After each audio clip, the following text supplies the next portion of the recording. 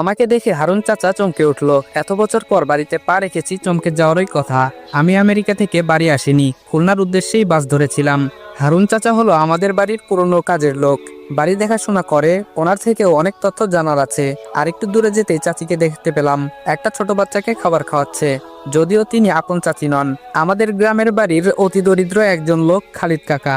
গ্রামের বাড়িতে জীবনে একবার গিয়েছি, তাও 6-7 বছর আগে। সেখানে তার সাথে পরিচয়। আব্বুর মৃত্যুর পর ওনাকে এই বাড়িতে পার্মানেন্ট থাকতে বলেছিলাম। আব্বুর রুম আর আমার রুম ছাড়া বাকিগুলো ব্যবহার করার অনুমতি দিয়েছিলাম, কেননা আব্বুর রুমের রহস্য আমার জানা অতি প্রয়োজনীয়। চাচি গ্রামের মেয়ে হলেও বাড়িটা বেশ গুছিয়ে রেখেছে। খালিদ চাচার বয়স বেশি না, আমার থেকে 7-8 বছরের বড় হবে। আমি বললাম, কেমন আছেন চাচি? চাচি বলল, আপনি? আমি বললাম, কেন আসতে পারি না? চাচি বলল, কি যে কন, কেমন আছেন?